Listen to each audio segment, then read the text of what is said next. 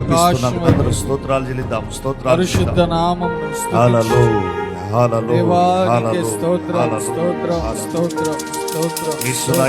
నీకే వందనాలు. రాజులు రాజా రానై ఉన్నవాడా మేఘారుగుడా నీతి సూర్యుడా నీకు స్తోత్రం హల్లెలూయా.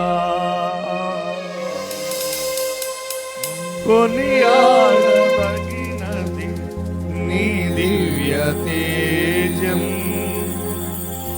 నా ధ్యానం నా ప్రాణం నీవే యేసయ్యా. నా ధ్యానం నా ప్రాణం నీవే యేసయ్యా.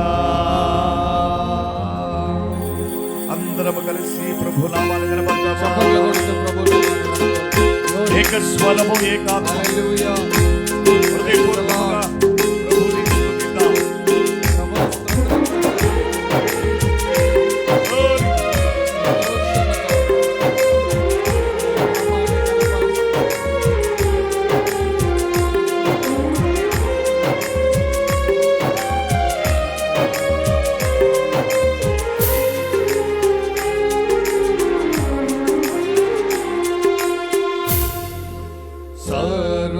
సర్వయుగములలో సజీవుడవో సరిపోల్చగలనా నీ సామర్థ్యమును, కొనియాడదగినది నీ దివ్య తేజం, నా ధ్యానం నా ప్రాణం నీవే యేసయ్యా. నా ధ్యానం నా ప్రాణం నీవే యేసయ్యా.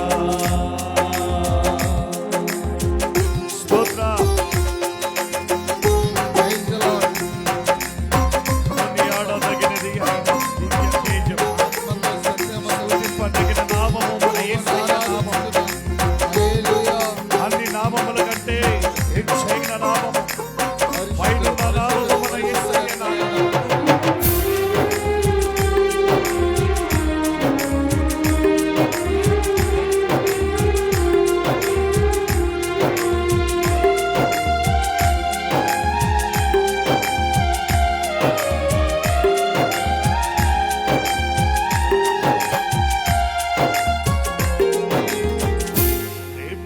ప్రాణమును అర్పించినావు, శ్రమ సంఖ్యలైన శత్రువుని కరుణించు వాడవు నీవే.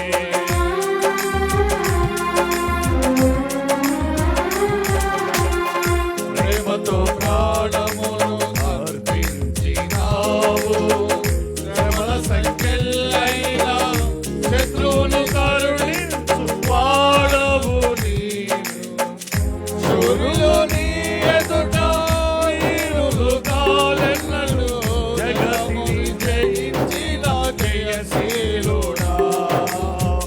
శూరులు నీ ఎదుట ఇరులు కాలెన్నలు జగతిని జయించిన జయశీలుడా.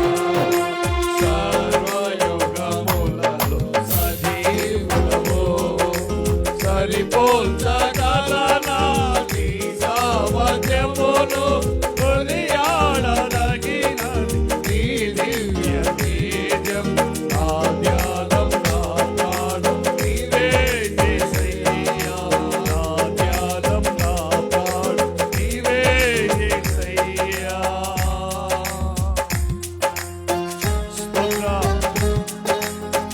స్తుతులతో దుఃఖమును స్థాపించువాడు, శృంగధ్వనులతో సైన్యమును నడిపించువాడు మన యేసయ్య. హల్లెలూయా.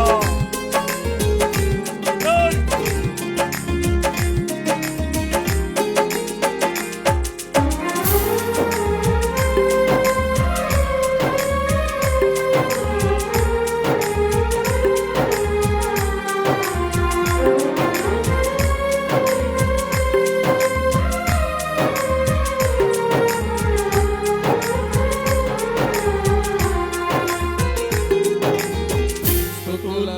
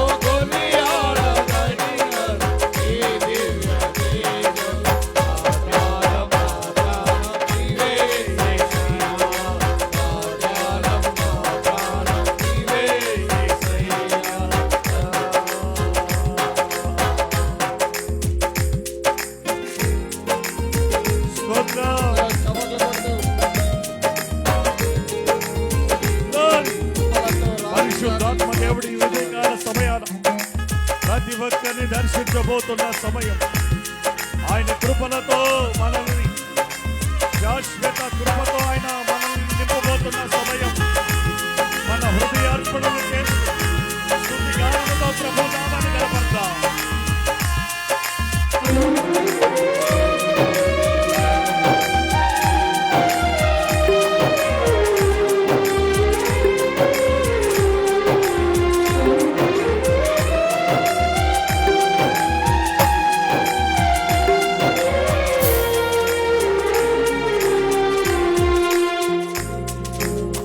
కృపలతో రాజ్యమును స్థిరపరచువాడు, బహుతరములకు శోభాతిశయముగా చేసితివి నన్ను.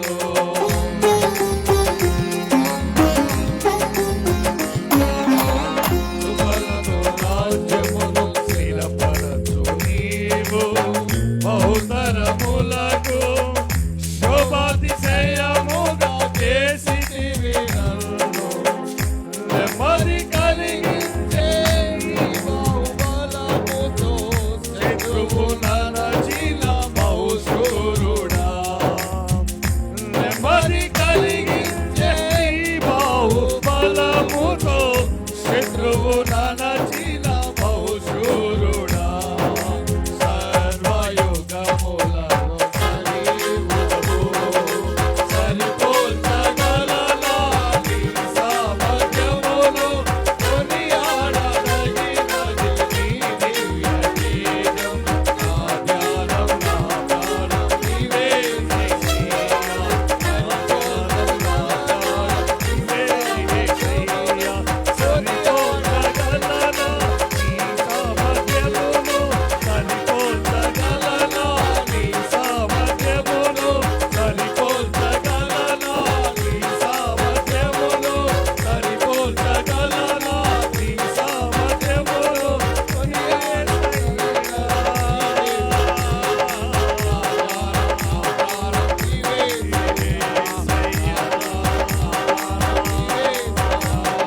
సరిపోల్చగలనా నీ సామర్థ్యమును, సరిపోల్చగలనా నీ సామర్థ్యమును. కొనియాడదగినది నీ దివ్య తేజం, కొనియాడదగినది నీ దివ్య తేజం. నా ధ్యానం, నా ప్రాణం నీవే యేసయ్యా. నా ధ్యానం, నా ప్రాణం నీవే యేసయ్యా. సరిపోల్చగలనా, సరిపోల్చగలనా నీ సామర్థ్యమును, సరిపోల్చగలనా నీ సామర్థ్యమును. అలా భూమిని ఆకాశాన్ని సృష్టించిన దేవా, నీ సామర్థ్యమును తండ్రి సరిపోల్చదగినది నా ప్రభువా. ఏదీ లోకములో లేదు నాయనా. ఉన్నతమైన సామర్థ్యము యేసయ్యా, నీకే వందనాలు, నీకే స్తోత్రాలు. పరిశుద్ధాత్మ దేవుడా, అత్యున్నత సింహాసనాసీనుడా, నీకే మహిమ, ఘనత,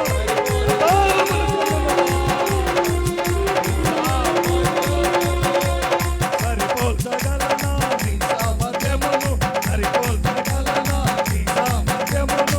కొనియాడదగినది నీ దివ్య తేజం, కొనియాడదగినది నీ దివ్య తేజం. నా ధ్యానం, నా ప్రాణం నీవే యేసయ్యా.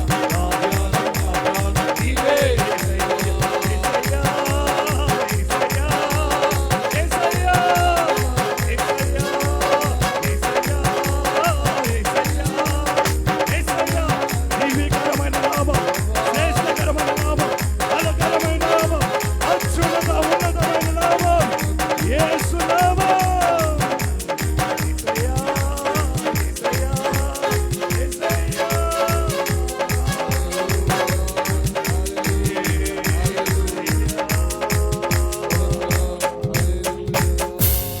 నా ధ్యానం, నా ప్రాణం నీవే యేసయ్యా. నీవే యేసయ్యా.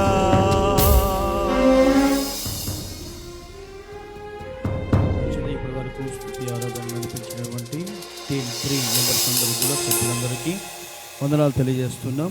మరి అందరూ అలాగే తలలు వంచి కళ్ళు మూసుకున్నట్లయితే ప్రార్థన చేసుకుందాం. మన మధ్యలో ఎలీషా పాస్టర్ గారు ఉన్నారు. ఎలిషా పాస్టర్ గారు వారు వచ్చి మనల్ని ప్రార్థనలో నడిపించవలసిందిగా ప్రేమతో ఆహ్వానిస్తున్నారు. పరిశుద్ధుడా, ప్రేమ కలిగిన తండ్రి, మీ కొందనములు స్తోత్రములు చెల్లిస్తున్నామనైనా. ప్రారంభించబడి 4వ దినమున మమ్మల్ని అందరినీ కూడా ఈ స్థలంలో నా తండ్రి సమకూర్చినందుకు నీ స్తోత్రాలు. ఏర్పాటు చేసుకున్నటువంటి మీ సేవకులు అజయ్ పీటర్ గారి కొరకు, వారి సంఘం కుటుంబం కొరకు స్తోత్రాలు చెల్లిస్తున్నాం. ఇంతవరకు చేసినటువంటి నాయన ప్రార్థనలు మీరు ఆలకించారు. పాడిన స్తుతులు పాఠముల ద్వారా ఈ నామం మహిమపరచబడింది.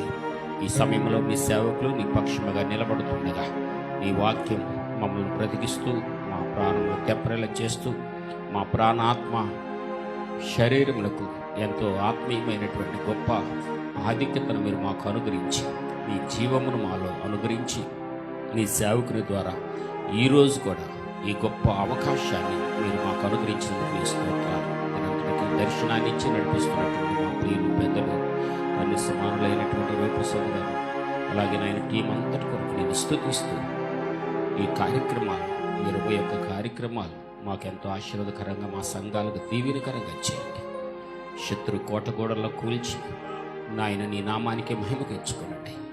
యేసుక్రీస్తు వారి నామములో స్తోత్రము చెల్లించి ప్రార్థన చేస్తున్నాము తండ్రి, ఆమేన్. ప్రార్థించినటువంటి దైవజనులు ఎలీషా పాస్టర్ గారికి ప్రత్యేకమైన వందనాలు తెలియజేస్తున్నా. సమయంలో యూపీఎఫ్ మరి వైస్ ప్రెసిడెంట్ గారు అయినటువంటి బంకా జోసెఫ్ అన్న గారికి ప్రేమపూర్వకమైనటువంటి ఆహ్వానాన్ని తెలియజేస్తున్నా. అలాగే యూపీఎఫ్ సెక్రటరీ జాన్సన్ అన్న గారిని కూడా ప్రేమతో వారిని ఆహ్వానిస్తూ ఉన్నాం. మంచిది. మరి సమయంలో మరి మన ఫౌండింగ్ కమిటీ సభ్యులైనటువంటి పెద్దలు, తండ్రి సమానులు రెవరెండ్ జాన్ మోహనయ్య గారు మనకి దైవ సందేశాన్ని సమయంలో మనకు అందిస్తారు. ప్రేమతో వారిని ఆహ్వానిస్తున్నాం. క్రైస్తవ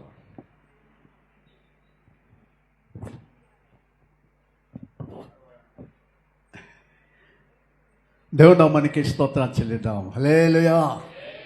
దేవుని మహాకృపలో మరి ఈ సువార్త సప్తాహంలో ఇది ఎన్నో రోజు, 4వ రోజు. దేవునికి స్తోత్రాలు చెల్లిద్దాం. హల్లెలూయా. దేవుని మహాకృపలో ఈరోజు మీతో కూడా దేవుని స్తుతించి ఆరాధించుకోవడానికి పరిశుద్ధాత్మ దేవుడు నాకు ఇచ్చిన కృపను బట్టి మరి దేవునికి స్తుతిస్తున్నాను. మరి ఈ సమయంలో పాట పాడమన్నారు. పాటలు అనేది నాకు పెద్ద రావు, కానీ నాకు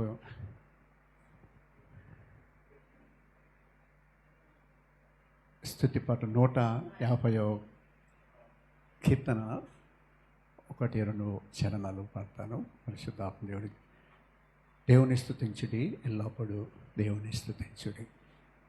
150వ కీర్తన.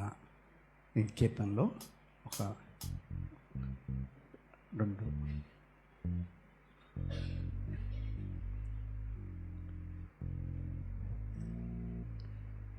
దేవుణ్ణి స్తుతించుడి, ఎల్లప్పుడూ దేవుణ్ణి స్తుతించుడి. దేవుణ్ణి స్తుతించుడి, ఎల్లప్పుడూ దేవుణ్ణి స్తుతించుడి. ఆయన పరిశుద్ధాలయమందు, ఆయన పరిశుద్ధాలయమందు, ఆయన సన్నిధిలో, ఆయన సన్నిధిలో ఎల్లప్పుడూ దేవుణ్ణి స్తుతించుడి.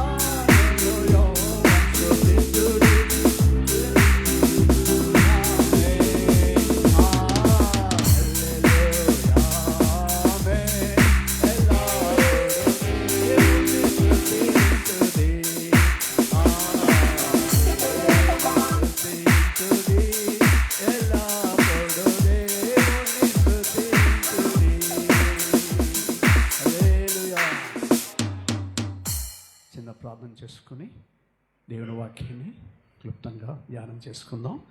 ప్రేమ నమ్మకమైన మా పరలోక తండ్రి, పరిశుద్ధాత్మ దేవాన్ని స్తోత్రనైనా ఈ సువార్త సప్తాహంలో 4వ రోజు నాయన మరి యూపీఎఫ్ కుటుంబంగా అందరం చేరి ఈ యొక్క ప్రభాత స్తుతి ఆరాధనలో ప్రభువా నేను ఆరాధించుకోవటానికి ప్రభా ఇచ్చిన కృపను బట్టి మీకు వందనాలు స్తోత్రనైనా. మా ప్రభా పరిశుద్ధాత్మ తండ్రి మీరు మాట్లాడే దేవుడునైనా అయ్యా మా హృదయాలు తెరవండి ప్రభా. గ్రహించగల మనసు లోబడి హృదయాన్ని మాకు దయచేసి ప్రభా మీరు మాట్లాడి ప్రభా మీరు మహిమ పొందమని బలహీన వట్టివన్నీ అన్నీ మాట చెప్పడానికి ఎటువంటి యోగ్యత లేనివాడిని ప్రభా నేను దావస్తున్న శిలచోటుకు మరొకపరిచి ఆయన మాకు ఏ మాటలు అవసరం మీకు తెలుసు కనుక ప్రభా మీరు మాట్లాడి మీరు మహిమ పొందమని యేసుక్రీస్తు వారి శక్తి కల్పించే నామంలో స్తుతించి ప్రార్థించి వేడుకొంచున్నాం తండ్రి. ఆమేన్ ఆమేన్. ఎఫెసీ గ్రంథం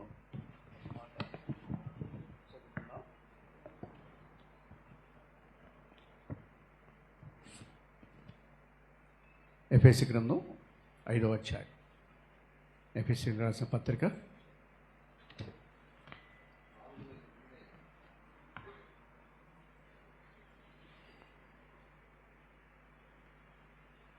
5వ అధ్యాయం 15 నుంచి 18 వరకు మార్చి చదువుకుందాం దయచేసి.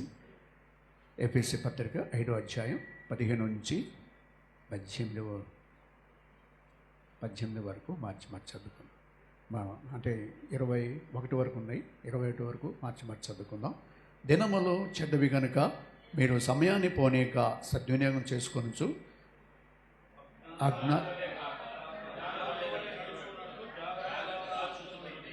ఇందు నిమిత్తం మీరు అవివేకులు కాక ప్రభు యొక్క చిత్తమేటో గ్రహించుకొనుడి.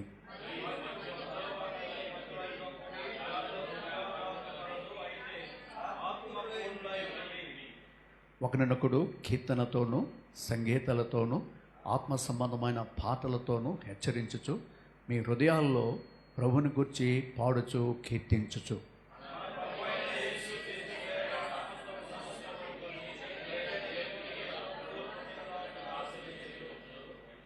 క్రీస్తునందలి భయముతో ఒకరినొకడు లోబడియుండుడి. దేవుడు తన పరిశుద్ధ వాక్కులు మనందరి కొరకు దీవించి ఆస్వాదించునుగాక. ఆమేన్.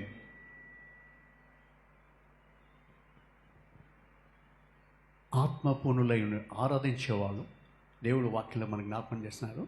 ఆత్మతో సత్యంతో ఆరాధించాలి. సో ఆరాధన అనేది ఆత్మతో కొనేటువంటి మనం అందరూ అంటే ఆత్మతో పాడటం అంటే పెదవులతో దేవుని కనపరుస్తున్నాం, కానీ మీ హృదయాల్లో దూరంగా ఉంటున్నాయంట దేవుని వాక్యం. సో ఆరాధనలో మన హృదయపూర్వకంగా మన హృదయాల్లో దేవుడు ఆత్మతో సత్యంతో మనం ఆరాధించేటువంటి ఆరాధనలో దేవుని బిడ్డరా అద్భుతమైనటువంటి దేవుని అంటే దానితో దేవుని మహిమపరచ అంటే ఆరాధన అంటే దేవుని మహిమపరచటం. సో దేవుని ఎలా మహిమపరచగలమంటే మనం ఆత్మతో సత్యంతో ఆరాధించడంలో మనం నిజంగా మన హృదయాల నుంచి ఆరాధన రావాలి. అనగా దేవుని అంటే దేవుని వాక్యంలో మనం ఆయన ఏమై ఉన్నాడు, ఆయన ఏం చేశాడు అనేది మనం దృష్టిలో పెట్టుకొని మనం దేవుని యొక్క సన్నిధిలో మనం ఈ ఆరాధన చేసేటప్పుడు మనం గుర్తుపెట్టుకోవాల్సింది మన జీవితంలో దేవుని బిడ్డరా దేవుని ప్రసన్నత దేవుని సన్నిధి ఉంది. దేవుని సన్నిధి మనతో ఉండాలంటే మనం ఆరాధనలో ముఖ్యంగా మన హృదయాల్లో హృదయం నుంచి ఆయన ఏమైనాడు, ఆయన ఏం చేశాడు. సో కాబట్టి మనం ఆరాధనలో చేయటం ద్వారా మనం ఏం పొందుకుంటామో అనేది ఒక 7 విషయాలు క్లుప్తంగా విజ్ఞాపం. అంటే దేవుడు ఆయన ఆరాధన ఆత్మతో సత్యంతో ఆరాధించమన్నాడు. దాని ద్వారా దేవుని మహిమపరుస్తున్నాం.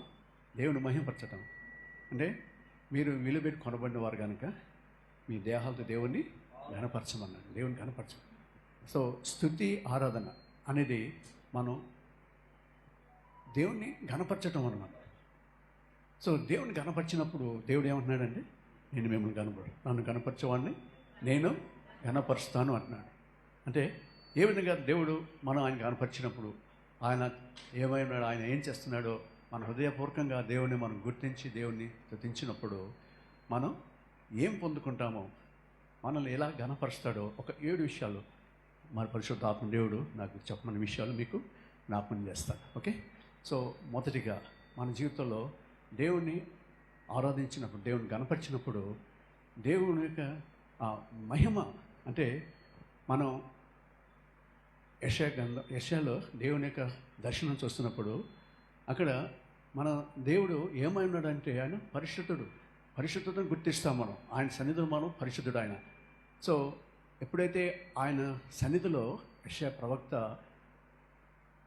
ఆ దర్శనంలో ఆరాధిస్తున్నప్పుడు, ఆరాధనలో దేవదూతలు ఆరాధన చేస్తున్నారు. ఏమంటున్నారంటే పరిశుద్ధుడు పరిశుద్ధుడు పరిశుద్ధుడు అని దేవదూతలు కొనియాడపరుచున్నాడు యేసయ్య.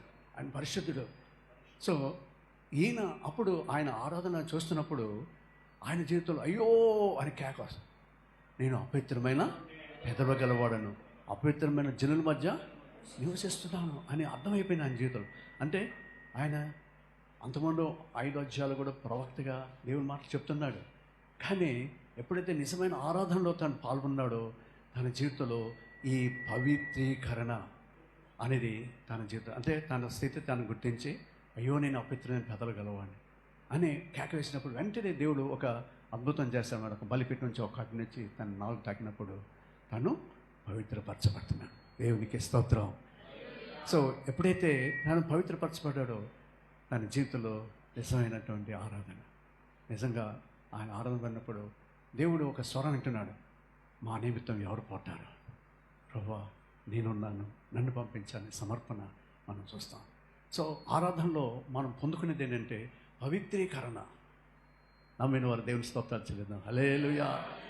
సో నిజమైన ఆరాధనలో ఆత్మతో సత్యంతో ఆరాధించట్లో మనం ఏ ఆశీర్వాదం లేదా ఏమి పొందుకుంటామంటే ఈ పవిత్రీకరణ అనేది మనం. ఎందుకంటే పరిశుద్ధుడైన దేవుడు, నువ్వు అపవిత్రంగా ఉన్నావు కాబట్టి దేవుడు నేను పవిత్రపరుస్తాడు, నీలో ఉన్న ప్రతి మస్టును తొలగిస్తాడు, ఆయన రక్తం కడుగుతాడు. ఒకవేళ ఎందుకంటే ఈ పవిత్రీకరణ అనేది ఇది ఇస్ ప్రాసెస్ అన్నమాట. మనం యేసు రక్తం కడగబడ్డాం, పరిశుద్ధపరచబడ్డాం, నీతి ముందు తీర్చబడ్డాం, సాల్వేషన్ రక్షణ పొందాం. కానీ శాంక్టిఫికేషన్ జరుగుతుంది మన జీవితకాలం అంతా కూడా. ఈ శాంక్టిఫికేషన్లో దేవుని ఆరాధిస్తున్నప్పుడు, దేవుని సన్నిధిలో మనం పరిశుద్ధ ఆరాధిస్తున్నప్పుడు మనం పవిత్రీకరణ చేయబడతాం. దేవునికి స్తోత్రం. సో ఇది ఎప్పుడు కూడా ఎల్లప్పుడూ మనం అలా ఆరాధిస్తున్నప్పుడు ఈ పవిత్రీకరణ అనేది మన జీవితాంతం కూడా, అంటే ఎందుకంటే మనం అపవిత్రత అనేది ఏ చోటు చేసుకుంటే మనం ఓ చోట కడగబడే అనుభవంలో మనం ఉండాలి అని దేవుని వాక్యం చెప్తుంది. సరే, రెండోది మనం దేవుని వాక్యంలో మనం గమనిస్తే ఈ ఆరాధన నిజమైన దేవుణ్ణి మహిమపరచినప్పుడు దేవుడు ఎలాగ మనం మహిమపరుస్తాడంటే మనకి జ్ఞానం ఇచ్చి మార్గదర్శకంగా ఉంటాడు. అంటే ఆత్మలో మన స్వాధీనమైనప్పుడు, ఆత్మ పునులైనప్పుడు దేవుడు తన జ్ఞానం ఇచ్చి మనల్ని నడిపిస్తాడు. దేవునికి స్తోత్రం. సో నీ జీవితంలో ఎటు పోవాలో ఏం చేయాలో తెలియని పరిస్థితుల్లో దేవుని ఆరాధించండి, దేవుని స్తుతించు. దేవుని స్తుతించినప్పుడు దేవుడు ఆయన తగిన జ్ఞానం ఇచ్చి ఆయన నిన్ను నడిపిస్తాడు ఎటు పోవాలో. సో కొన్ని సందర్భాల్లో మరి మనకి పౌలు మరి పరిచయలో సేవకు వెళ్తున్నప్పుడు తన జీవితంలో ఏం చేయాలి, ఎటు వెళ్ళాలి, వాళ్ళకి ఒక ఆలోచన, మనం ఐషాకి వెళ్దాం అనుకుంటాడు. కానీ అలా దేవుని స్తుతిస్తున్నప్పుడు దేవుడు వారికి జ్ఞానం ఇస్తాడు. అది కాదయ్యా, అదిగో ఒక ఆయన దర్శనంలో దేవుడు అదిగో మాసిదోనియా వాళ్ళు చేతులు చాపుతున్నారు అంటే అక్కడ అవసరం ఉంది. సో సువార్త అక్కడ చెప్పాలి అని దేవుని యొక్క ఆత్మదేవుడు ప్రేరేపిస్తున్నారు అనమాట. ఆత్మదేవుడు ప్రేరేపిస్తాడు. నువ్వు ఆరాధన చేస్తున్నప్పుడు, మనం ఆత్మ పునైనప్పుడు ఆయన జ్ఞానం ఇచ్చి ఆయన నడిపిస్తాడు. సో అది రెండోది. మన జీవితంలో ఎప్పుడు కూడా ఎల్లప్పుడూ మనం స్తుతిస్తున్నప్పుడు దేవుని సన్నిధి మనతో ఉంటుంది కాబట్టి ఆత్మదేవుడు ఆయన స్వాధీనంలో మనల్ని నడిపిస్తాడు. అది గుర్తుపెట్టుకుందాం. రెండోది. సో మూడోది, దేవుని ఆయన కనపరిచినప్పుడు, ఆరాధనలు మనం దేవుని మహిమపరిచినప్పుడు మూడో మనకి పొందుకునేది ఏంటంటే ఆయన మనకి మత్తయి సువార్త 6:33 వచ్చి మనకందరికి తెలుసు. అక్కడ 34 వచ్చుల్లో మొదటిగా ఆయన నీతి రాజ్యాన్ని మనం వెతుకుతున్నప్పుడు ఆయన ప్రతి అవసరత అంటే మొదటి నీతి రాజ్యం వెతుకంటే అప్పుడు మీకు అన్నీ కూడా అనుగ్రహిస్తానంటాడు. మీకు అన్ని అనుగ్రహించబడతాయి. సో మొదటి స్థానాన్ని మనం ఆరాధన, మనం ఫస్ట్ ఏం చేయకపోయిన పిల్లల మొదటి స్థానం దేవుడు అంటే ఆరాధనే. దేవునికి స్తుతించాలి. ఆయన ఏమైనాడు, ఆయన ఏం చేస్తున్నాడో నిజంగా మనం ఆ స్తుతి ఆరాధన అనేది నిత్యం మన హృదయంలో ఉంటున్నప్పుడు దేవుడు నీ యొక్క ఆశను తీరుస్తాడు, తృప్తిపరుస్తాడు. ఆయన ఆశ గల ప్రాణాలని తృప్తిపరుస్తున్నట్టుగా నిజంగా ఆరాధనలో మనం చేస్తున్నప్పుడు మనం పొందుకునేటువంటిది మూడో దీవెన ఏంటంటే, లేకపోతే ఆశ్రితం ఏంటంటే, మన జీవితంలో తృప్తిపరచబడతాం, నిజమైన ఆనందాన్ని అనుభవిస్తాం, నిజమైన సంతోషం ఏంటో నీకు అర్థమవుతుందా లేదా మనకి? సో కనుక దేవుని బిడ్డరా, సో మనం ఎప్పుడు కూడా ఆరాధించినప్పుడు నిజంగా మనం ఆత్మతో సత్యంతో ఆరాధించినప్పుడు మనం దేవుని కనపరుస్తున్నాం అనమాట. దేవుని కనపరిచినప్పుడు దేవుడు మనం అలా కనపరుస్తాడంటే ఆయన తృప్తిపరిచే దేవుడు, ఆయన తృప్తి. సో ప్రతి జీవ కోరికను తీరుస్తాడు ఆయన. సో మనం పొద్దునలాగానే మనకి ఈ దినం ఏం చేయాలి, ఏం తినాలా, ఏం తాగాలో, ఏం ధరించుకోవాలనేది మనం చింతిస్తుంటాం, ఆలోచిస్తుంటాం. మంచిదే, ఆలోచించాలి మనం ఏం చేయాలి, మన కార్యక్రమాలు. కానీ దేవుని స్తుతించు, దేవుని ఉదయకాలం దేవుని స్తుతించినప్పుడు దేవుడు ఆయన వాగ్దానం ఏం చేస్తున్నాడంటే నీ ప్రతి అవసరత తీర్చమని. దాని గురించి నువ్వు చింతపడదు, ఏం తినాలి, ఏం తాగాలి, ఏం చేయాలి, ఈరోజు ఏం పని. సో మనకి చాలా ప్రోగ్రామ్స్ ఉన్నాయి, కార్యక్రమాలు ఉంటాయి. కానీ దేవుని ఆరాధన చేస్తున్నప్పుడు దేవుడు ఏం చేయాలో ఆయన నీ అవసరత, నీ యొక్క ప్రతి అవసరత, నీ శారీరక అవసరత, నీ ఆత్మీయ అవసరత, నీ యొక్క మానసిక అవసరత, ఇవన్నీ కూడా మనం శరీరం, మనసు, ఆత్మ, ఇవన్నీ మనం 3 భాగాలు మనం. సో వీటిలో దేవుడు అవసరం తీరుస్తాడు, తృప్తిపరుస్తాడు అనమాట మన జీవితంలో. దేవునికి స్తోత్రం. కనుక దేవుని బిడ్డ ఈ ఆరాధన ఎలా ఉంది? ఊరికి నేను నోటి మాటలతో దేవుని అయ్యో ఏదో చేస్తున్నా కాదు, కానీ నిజంగా మనం ఆయన మహిమపరిచినప్పుడు దేవుడు తప్పకుండా మనల్ని తృప్తిపరుస్తాడు, ప్రతి అవసరం తీరుస్తాడు. ఆ దినంలో నీకు కావాల్సినటువంటి ప్రతి అవసరతను ఆయన తీరుస్తాడంటే మొదటిగా ఆయన స్తుతించు, ఆయన గణపరచు, ఆయన మహిమపరచు. తప్పకుండా అతని అంతట్లో కూడా దేవుని ఆత్మ నడిపింపే కాదు, నీకున్న ప్రతి అవసరత తీరుస్తూ నిన్ను తృప్తిపరుస్తాడు. నమ్మిన వారు దేవునికి స్తోత్రాలు చెల్లిద్దాం. హల్లెలూయా. రైట్. 4వది దేవుని బిడ్డరా, మనం నిజంగా దేవుణ్ణి మనం స్తుతించి ఆరాధించిన దేవుని గణపరిచినప్పుడు దేవుడు మనకి ఏమిస్తాడంటే ఆయన ప్రేమను కుమ్మరిస్తాడంట. ఏంటండి? ఆయన ప్రేమను కుమ్మరిస్తాడు. పరిశుద్ధాత్మ ద్వారా దేవుని ప్రేమ మన హృదయాల్లో కుమ్మరించబడుతుంది అంటాడు. రోమా 5:5 మనకు అందరికి తెలుసు. పరిశుద్ధాత్మ ద్వారా అంటే రక్షణ పొందిన ప్రతి బిడ్డ కూడా ఆరాధన, మనం ఆ రక్షణ ఉన్నటువంటి ఆశీర్వాదాలు దానిలో చెప్తాడు. మన విశ్వాసం కృపచేత మనం రక్షించబడ్డాం, ఇది నీ వలన కలిగాను. సో కృపలో మనం ప్రవేశిస్తాం. సో అక్కడ శ్రమ, ఓర్పు పరీక్ష, నిరీక్షణ కలిగితే నేను ఎరిగి శ్రమలు ఎందుకు మనం అతిశయపడతామని చెప్తూ అక్కడ పరిశుద్ధాత్మ ద్వారా దేవుని ప్రేమ మన హృదయాల్లో కుమ్మరించబడింది. సో అంటే ఆయన ప్రేమ స్వరూపి. సో ఆయన ఆరాధిస్తున్నప్పుడు, ఆయన గణపరుస్తున్నప్పుడు దేవుడు కూడా ఆ స్వరూపాన్ని లేకపోతే ఆ యొక్క లక్షణాన్ని మనకి ఇస్తాడనమాట. ఎందుకంటే మన ప్రేమ వేరే, మన ప్రేమిస్తాం, లేకపోతే మన స్వార్థంతో కూడిన మన ప్రేమ. కానీ దేవుని ప్రేమ అగాపేలో నింపబడాలి. అప్పుడు శత్రువును కూడా ప్రేమిస్తావు, నేను హింసించే వరకు ప్రాణం చేస్తావు, ఇంకా ఏమైనా చేస్తాను అనమాట. సో ఆ ప్రేమతో మనం నింపబడతాం.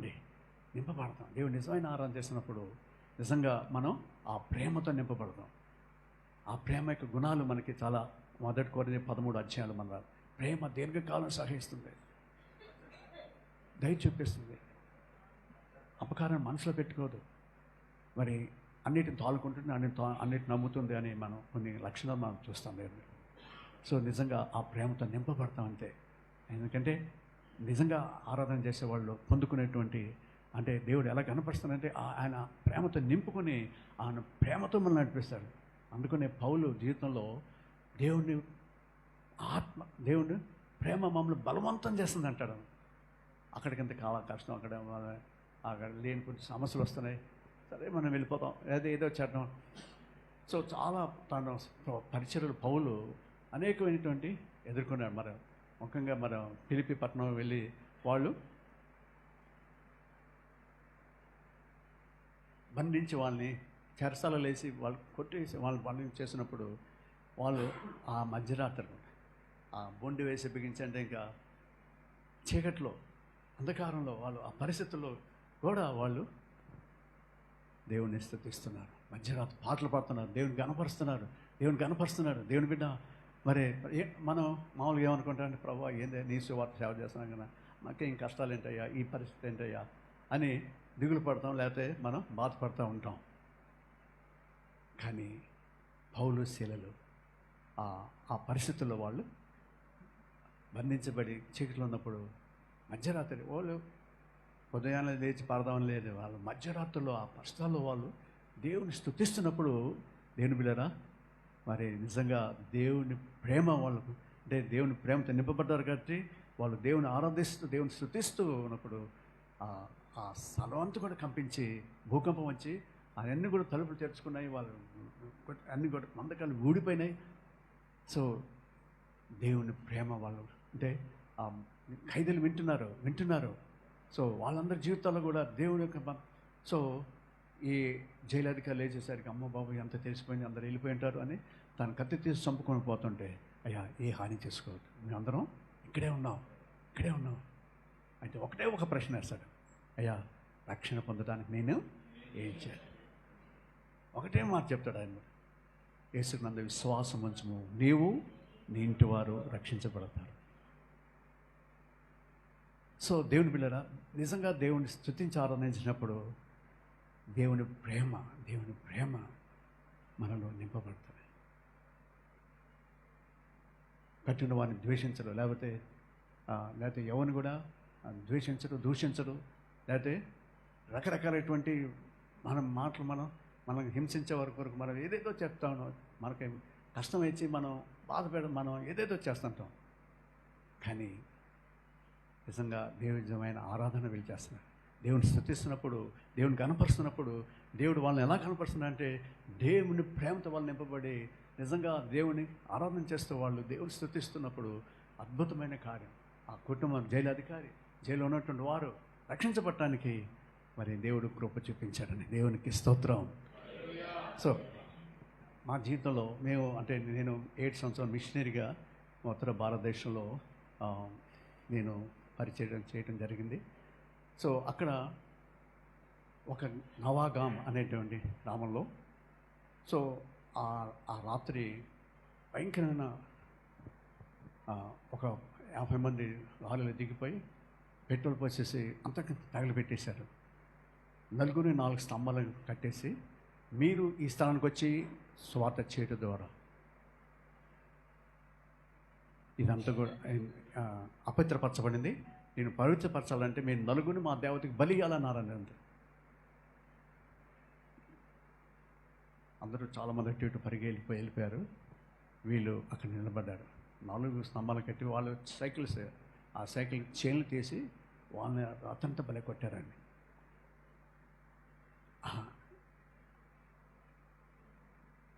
ఆ రాత్రి ఆ మధ్యరాత్రిలో ఒక బ్రదరు దూరం చూసి అబ్బో ఏదో జరిగింది ఇక్కడ అని అక్కడ పోలీస్ స్టేషన్ చెప్తే ఆ పోలీసులు వచ్చి వాళ్ళు ఏం చేయరు, వాళ్ళ తరఫున మాట్లాడతారు.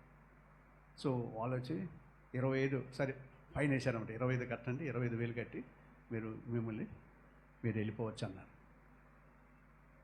మా దగ్గర పైసలు లేదు. సరే ఏమైందంటే ఆ రాత్రి అక్కడే పడుకుని ప్రభువా అందుకని మేమేం చేయాలి అనేది దేవుని స్తుతిస్తున్నప్పుడు దేవుని బిడ్డరా దేవుడు చెప్పింది ఒకటి, ఎవరు కొట్టారో వాళ్ళ ఇంటికి వెళ్ళి వాళ్ళ కొరకు ప్రార్థించామన్నాడు. వాళ్ళు చెప్పిన సాక్షి నేను చెప్తున్నాను. ఆ రాత్రి ప్రభా అంటే కొట్టిన వాళ్ళు మనం చూసినప్పుడు వీళ్ళు కొట్టారు, వీళ్ళకి ఏదైనా జరగాలి, వాళ్ళు కాలు ఎరగాలి, లేదా ఏదో మనం చెప్పిస్తుంటాం బాధ పెట్టిన వాళ్ళు. కానీ వాళ్ళు దేవుని ప్రేమతో నింపబడిన వారు వెళ్ళి వాళ్ళు ఆ వీధిలో పోతూ ఉంటే ఒక ఆమెకి గేదె ఉంది. గేదె పాపం చాలా రోజుల నుంచి జబ్బుతో పడింది అనమాట. సో అక్కడున్న ఒక విశ్వాస అయ్యా దాని కొరకు ప్రార్థన చేయమని అడిగారు. ఆ రాత్రి ఆ కొట్టిన వీళ్ళకి బాగా తెలుసు మామ. సరే ఏమనుకుండా సరే చేతులు పెట్టి ప్రార్థన చేసి వెళ్ళిపోయారు. మరుసటి రోజు ఆదివారం అన్నమాట. అక్కడ చిన్న పాక ఉంది, చిన్న ఒక 10 మంది వస్తారు రక్షించబడిన వాళ్ళంతా. ఆరాధన చేస్తూ ఉన్నారు, దేవుని స్తుతిస్తున్నప్పుడు ఆ గేదె కోసం ప్రాణం చేసిన ఆమె ఆ గుమ్మం దగ్గర నిలబడింది. వీళ్ళకి మళ్ళీ గుండెలోకి రాయి పడిపోయింది. అమ్మ ఏం చేస్తుందో, ఏమొచ్చింది మళ్ళీ ఏం చేస్తుందో అనుకొని ఆమె వచ్చి నేను సాక్షిని చెప్తుంది, అయ్యా ఆతడి మీరు వచ్చి ప్రార్థన చేయటం వల్ల నా గేదె లేచి ఉదయకాలం పాలు ఇచ్చిందయ్యా, నేను కృతజ్ఞతగా కానుకేయడానికి వచ్చానంటే దేవునికి స్తోత్రం. ఎంత ఆనందం వేస్తుంది. సో అంటే అంత హింస పెట్టిన, అంటే బాధ పెట్టిన ప్రేమ దేవుని బిడ్డ మనం ఆరాధన చేసినప్పుడు, దేవుడు గణపరిచినప్పుడు దేవుడు మనకిచ్చేది అంటే ఆ ప్రేమతో నింపుతాడు, ప్రేమతో నింపుతాడు అంతే. మరి నిజంగా ఆరాధన చేసినప్పుడు ఈ అనుభవాలను మనం పొందుకున్నామా? నిజంగా మనం దేవునిలో మనం ఆరాధన చేస్తున్నప్పుడు మనకి పవిత్రీకరణ జరుగుతుంది. రెండోది, మన జీవితంలో దేవుని యొక్క ఆత్మ స్వాధీనంలోకి వచ్చి ఆత్మ నడిపింపులో మనం ఉంటాం. నిజమైన ఆరాధన చేస్తున్నాం. మూడోది, మనం ఆయన ఆరాధన చేస్తున్నప్పుడు తృప్తి అనేది వస్తుంది. తృప్తిగా దేవుడు మనల్ని తృప్తిపరుస్తుంది. ఏదైనా మన అవసరాలన్నీ కూడా ఆయన నడిపించడం కాదు, మన అవసరాలను తీరుస్తూ ఆయన తృప్తిపరుస్తాడు. శరీర ఆహారం కానీ, ఆత్మీయ ఆహారం కానీ, లేకపోతే మనకున్న ప్రతి అక్కరాన్ని కూడా అనుకునే క్రీస్తు యేసు తన మహిమేశ్వరంలో మీ ప్రతి అవసరం తెచ్చుకుని వాగ్దానం చేశారు. సో కాబట్టి ఏముందండి, ఈరోజు నాకు ఛార్జీలు లేవు, లేకపోతే అది లేవు అని ప్రైజ్ అండ్ వర్షిప్ గాడ్. దేవుని ఆరాధన చేసినప్పుడు దేవుడు నీకు ఇచ్చేటువంటి ఆ దీవెన ఏంటంటే తృప్తి. అది నాలుగోది ప్రేమ. దేవుడు తన ప్రేమతో నేను నింపుతుంటాడంతే. కాబట్టి ఎవరైనా దూషించినా, ఉమ్ము వేసినా, నిన్ను తిట్టినా, నిన్ను ఏమన్నా కానీ నువ్వేం చేస్తావంటే తలంచుకుని వెళ్ళిపోవటం. కానీ మనం ఎందుకంటే ప్రభు ఆ ప్రేమ చూపించాడు. ఆయన జీవితంలో ఆయన హింసించి, కొట్టి, దీవించి, ఆయన చాలా రకరకాలుగా అదేసి అంటే ఒక గొడ్డేసి ప్రవచించాను. ఆయన చాలా ఎగతాలు చేశారు, ఉమ్ము వేశారండి. కానీ ఆయన మౌనంగా ఉన్నాడు. ఆయన ఏం నోరు తెరవలేదు. బొచ్చు కదిలించం అనేది గౌరవ మౌనంగా ఉన్నట్టు. ఆయన అన్యాయం తీర్పు చేపడినా కానీ ఆయన నోరు తెరవలేదు. అంటే నిజంగా ఆయన ప్రేమ. సో ఆ ప్రేమతో నిన్ను కూడా నింపుతాడంతే. ఆయన స్తుతించి ఆయన కనపరిచినప్పుడు దేవుడు మనల్ని కనపరుస్తాడు. తప్పకుండా ఆ కనపరిచినప్పుడు మన జీవితంలో ఆ ప్రేమతో నింపబడతాం. ఆ ప్రేమ మనం బలవంతం చేస్తుంది. నశించే ఆత్మ కొరకు భారంతో, ప్రేమతో తండ్రి మనం వెళ్ళిపోతామంటే వాళ్ళు ఏమైనా చేయని, వాళ్ళ కొట్టిని హింసించని చంపినా పర్వాలేదు. ఎందుకంటే దేవుడు నేను మీతో కూడా ఉన్నాను, సదాకాలం మీతో కూడా అని చెప్పిన దేవుడు మనం వేడోడు. ఒకవేళ ఎలా చేస్తే చంపుతారు అంతే. అందుకంటే ఏం చేయరు. మనం ఎవరికి భయపడాలి? ఆత్మను, శరీరాన్ని నరకంలో వేసేవానికి భయపడాలి. కాబట్టి మనం దేనికి భయపడిన అవసరం? గడాంధకారపు లోయలో సంచరించిన ఏ పనిని భయపడు. ఎందుకంటే నువ్వు నాకు తోడుకుంటావు, నీ దుడ్డుకర, నీ దండం నన్ను ఆదరిస్తాను. దేవునికి స్తోత్రం. సరే, ఐదోది దేవుని బిడ్డలారా, దేవుని స్తుతించినప్పుడు, దేవుని కనపరిచినప్పుడు దేవుడు మనల్ని ఎలా కనపరుస్తాడంటే తన శక్తితో. ఆయన దేవుని శక్తి. సో దేవునికి అద్భుతమైన మహిమను ఇచ్చేంత వారందరూ కూడా ఆయన నుండి మనకి నూతన శక్తితో నింపుతాడు. అందుకని స్తుతిలో శక్తి ఉందని ఒక పుస్తకం రాశాను. దాంట్లో నేను చాలా చాలా సాక్ష్యాలు నేను చదివాను. సో స్తుతిలో ఎలా శక్తి దేవుడు విడుదల చేస్తాడు. సో పౌలు జీవితంలో మనకి 2 కొరింథీ పత్రిక 12వ అధ్యాయంలో ఆయనకి ఒక ముళ్ళు ఉంది. సో ఆ ముళ్ళు అనేది ఆయనకి పండితులు ఏం చెప్తారంటే కళ్ళు జబ్బు కానీ, కడుపు జబ్బు కానీ ఆయనకు ఉంది. సో దేవుని మొరపెట్టాడు 3 సార్లు. ఆయన ముమ్మారు మొరపెట్టినా దేవుడు అంటే నా కృప నీకు చాలు అంటాడు. ఏం ప్రభువా, నీ సేవ చేస్తాను, నాకు ఇది తీసేయకూడదా అనుకోవచ్చు కదా. కానీ దేవుని సత్యం ఒకటే గుర్తించాడు, నేను ఎప్పుడు బలహీనో అప్పుడే బలవాన్. దేవుని స్తుతించినప్పుడు నీ బలహీనతలో దేవుని శక్తి పరిపూర్ణమవుతుందండి. అది దేవుని కృప అన్నమాట. దేవుని ఆరాధించి దేవుడి ఇచ్చే కృప, దేవుని శక్తి నీకు పరిపూర్ణం. దేవుని శక్తితో నింపబడతావు, దేవుని శక్తితో నువ్వు నడిపించబడతావు. సో ఏ వచ్చినా, ఏ బాధ వచ్చినా స్తుతించు, దేవుని శక్తి ఏంటో నీకు అర్థం. జీవితాలు మార్చబడతాయి, అద్భుతంగా దేవుడు మారుస్తాడని. ఆ శక్తి ఏంటో మరి మనకి చాలా సాదృశ్యాలు మన దేవుని వాక్యాలు చూస్తాం. వాళ్ళు ఎంత కొట్టి బలపరిచినా కానీ వాళ్ళు దేవుని శక్తిగా ఉంది కాబట్టి వారు ధైర్యంగా నిలబడతారు, ధైర్యంగా పోరాడతారు. సో ఎందుకంటే మనం పోరాడింది శరీరంతో కాదు, మనం దురాత్మ సమూహంతో మనం పోరాడుతున్నాం, దుష్ట సమూహంతో మనం పోరాడుతున్నాం. సో మనం చేయవలసిందల్లా దేవుడు మనకి యుద్ధాలన్నీ కూడా ఎలా చేశారండి? యుద్ధాలన్నీ కూడా దేవుడు హిస్కియా కాలంలో కానీ యెహోషాపాతు కాలంలో కానీ సో ఫస్ట్ వాళ్ళు ఆరాధించారు, స్తుతించేవాళ్ళు వారు ఫస్ట్ రోలో ఉంటారు. స్తుతించినప్పుడు దేవుడు తన పని ఆయన చేస్తున్నాడు, ఆయన తన కార్యం చేస్తాడు. మీరు జస్ట్ ఆయన స్తుతించండి. ఎడుకోగోళ్ళు కుళ్ళిపోవటానికి కారణం స్థుతి. స్థితిలో గొప్ప శక్తి మనం చూస్తాం. వాళ్ళు అలా తిరగమన్నారు అంతే, వాళ్ళు మౌనంగా తిరగండి అన్నారు. రోజుకి ఒకసారి తిరగమన్నాడు, 7వ రోజు 7 సార్లు తిరగమన్నాడు. చప్పట్లు కొట్టి దేవుని స్తుతించినప్పుడు కోటగోళ్ళు, భయంకరమైన కోట అంటే 6 రథాలు దాని మీద పోతాయంటండి మనకి. సో అంత కోటగోళ్ళని కూడా దేవుడు కొలిచేశాడు. దేవునికి స్తోత్రం. సో నీ జీవితంలో వచ్చే ఎటువంటి ఆటంకాలు, ఎటువంటి వ్యతిరేకతలు ఏమున్నా కానీ నువ్వు చేయవలసిందా, నువ్వు దేవుని కనపరిచినప్పుడు, దేవుని స్తుతిస్తున్నప్పుడు, దేవుని ఆరాధిస్తున్నప్పుడు, నిజమైన ఆరాధన చేస్తే దేవుడు శక్తి అక్కడ ఆయన ప్రదర్శిస్తాడు, దేవుని శక్తి చూపిస్తాడు. ఆయన ఒకవేళ చూపిన పోయినా మనకి ఆయన శక్తితో నింపుతాడు. ఎందుకంటే దేవుడు మనకు పిరిగితే ఆత్మని ఇవ్వలేదండి. సో తిమోతి చాలా విషయాలు భయపడుతుండేవాడు. తన ఒక సంఘం అప్పగించబడింది. సో ప్రతి పరిస్థితి వాళ్ళు ఏం చేస్తారు అంటే అక్కడ రకరకాల ప్రజలు, రకరకాల పెద్దలు చాలా భయం పడేవాడు అనమాట. అందుకని 2వ తిమోతి పత్రిక రాస్తూ 1వ అధ్యాయం 7వ వచనంలో అంటాడు, దేవుడు మనకి పిరిగిన ఆత్మను ఇవ్వలేదు, శక్తియు ప్రేమయు ఇంద్రియ నిగ్రహముల ఆత్మనిచ్చాడు, కానీ పిరిగిన ఆత్మను మనకి ఇవ్వలేదు అని దేవుని వాక్యంలో మనకి జ్ఞాపకం చేస్తాం. దేవునికి స్తోత్రం. కాబట్టి దేవుని కనపరిచినప్పుడు, దేవుని ఆరాధన చేసినప్పుడు, నిజమైన స్థితి ఆరాధన నీలో ఉంటే తప్పకుండా ఎల్లప్పుడూ ఆరాధన చేస్తున్నప్పుడు దేవుని బిడ్డ దేవుని శక్తి నీలో పరిపూర్ణమవుతుందంటే, దేవుని శక్తితో నింపుతాడంటే, ఏ పరిస్థితి ఎటువంటి ఆటంకాలు వచ్చినా దేవుని స్థుతించు, అవన్నీ కూడా ఆటంకాలు తొలగించి ఆయన అద్భుతంగా నీ జీవితంలో ఆయన కార్యాలు చేసుకుంటూ వస్తాడు. నేను చేసేది అదేనండి. అంటే ఎందుకంటే ఏ గడిలో ఎవరు వస్తే ఎవరు అటాక్ చేస్తారో మనకు తెలియదు, ఎవరు వచ్చి ఏం చేస్తారో తెలియదు. మేము మిషన్ ఫీల్డ్లో ఉన్నప్పుడు సో మనం ఎక్కడ యుద్ధ భూమిలో ఉన్నాం గుర్తుపెట్టుకోండి. మనం యుద్ధ భూమిలో ఉన్నాం. దుష్టుడు సాతాను ఏ సమయంలో ఏ పరిస్థితుల్లో మనం అటాక్ చేస్తారో తెలియదు. సో మన అటాక్ చేసే శత్రువులు ముగ్గురు తెలుసు కదా మీకు చాలాసార్లు. మన లోకము, సాతాను, నీ శరీరమే నీకు శత్రువు, నీ శరీరం. సో ఈ 2-3 దాడి చేస్తుంటారు రోజు కూడా. సో మనం ఒక్కటే చేయాల్సి, దేవుని స్తుతించు, దేవుని శక్తి నీలో పరిపూర్ణం, దేవుని శక్తి నీకు చూపిస్తాడు. స్థితిలో గొప్ప శక్తి ఉందండి, అది మాత్రం కార్యం చేస్తాను. సో నేను ఆ పుస్తకంలో ఒక ఉదాహరణ మీకు జ్ఞాపకం చేయాలంటే,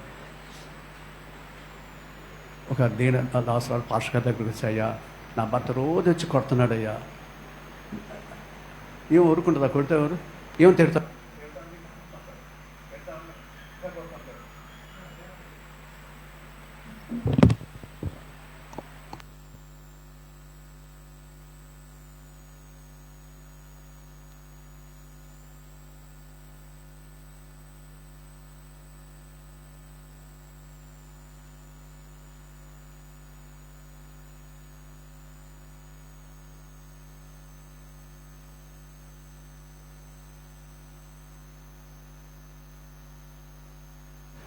ప్రైజ్ లార్డ్.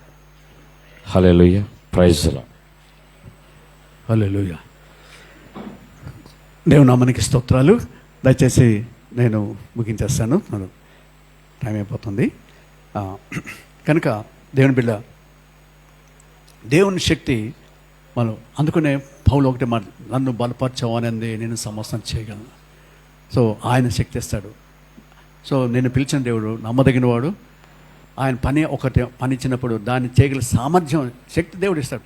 మోషే వెళ్ళమంటే అయ్యా నేను నత్తివాడిని అది ఇదని చాలా ఆటంకాలు పెడతాడు. దాదాపు 7 ఆటంకాలు చెప్తాడు. కానీ నోరు చేసినవాడు ఎవడు?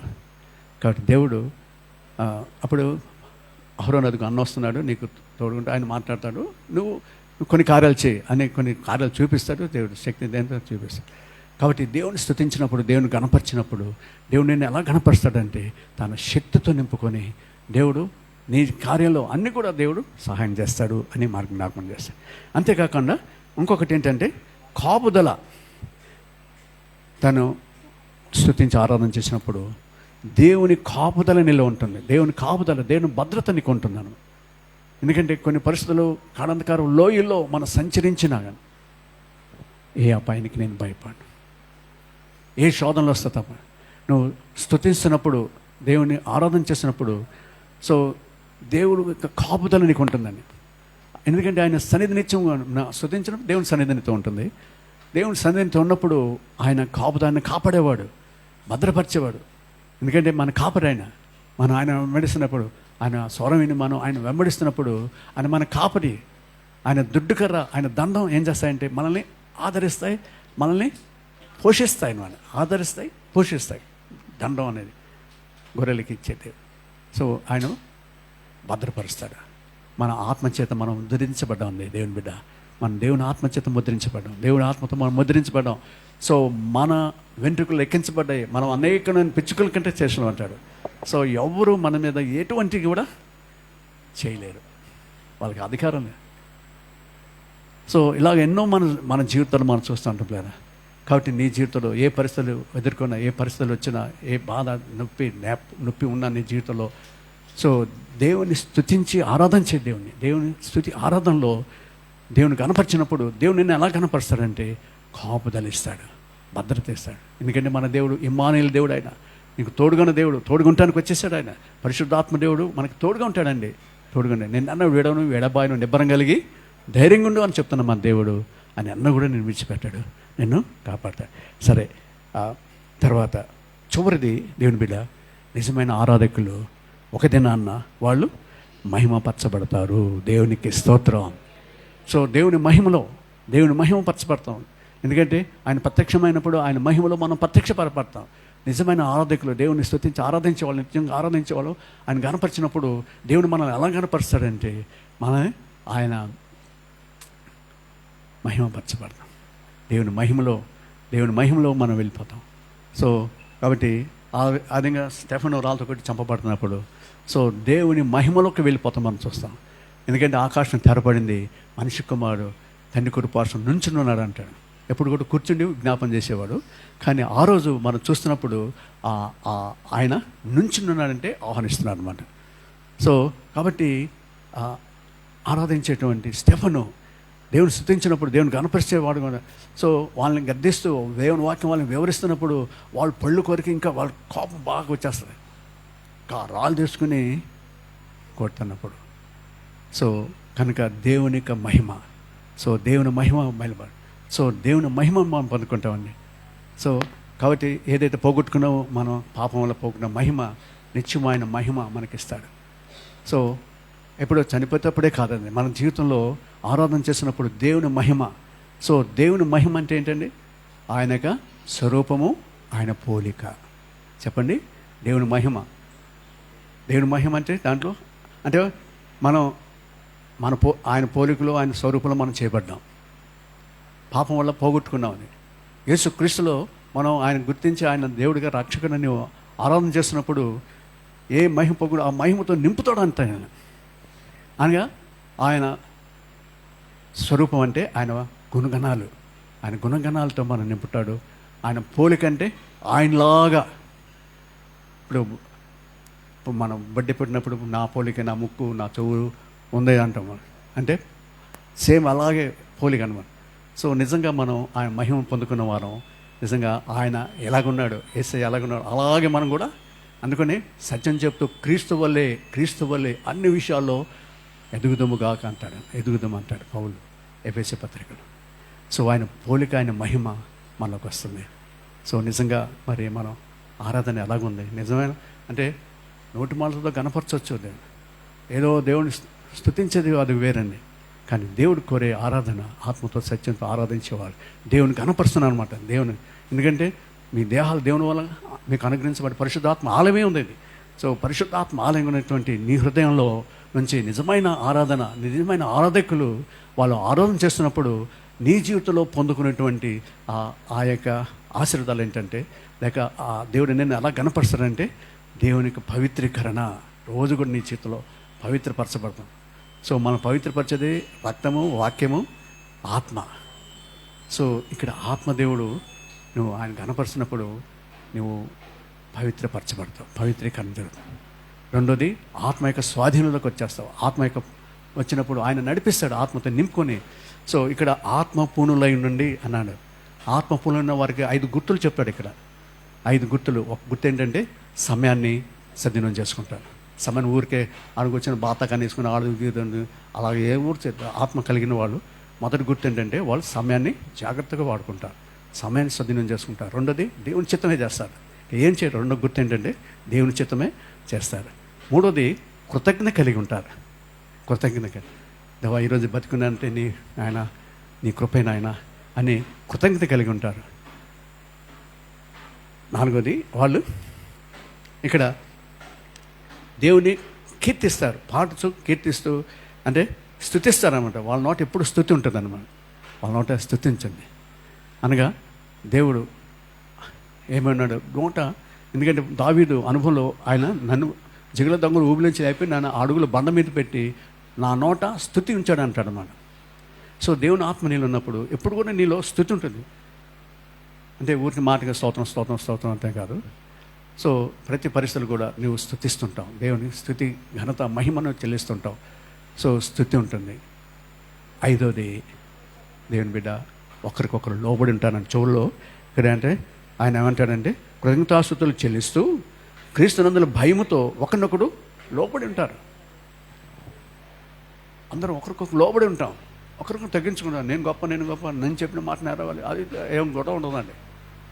ఏది జరిగినా మనం లోబడి ఉంటాం అనమాట. సో ఇది ఆత్మపూర్వక ఉన్న గుర్తులు అనమాట. సో నిజంగా మనం ఆత్మతో నింపి మన ఆత్మతో సత్యంతో దేవుని ఆరాధిస్తున్నప్పుడు సో ఈ 5 ఆశీర్వాదాలు దేవుడు ఈ గుర్తుపెట్టుకోండి. మొదటిది పరిశుద్ధపరచబడతాం, పవిత్రీకరణ జరుగుద్ది. రెండోది ఆత్మ స్వాధీనంలో ఉండి ఆత్మ నడిపింపు నీకు ఉంటుంది. మూడోది నీ ప్రతి అవసరం తృప్తిపరిచి నీ ప్రతి అవసరం తీర్చి నేను తృప్తిపరుస్తాడు. తృప్తి అనేది నీకు ఉంటుంది.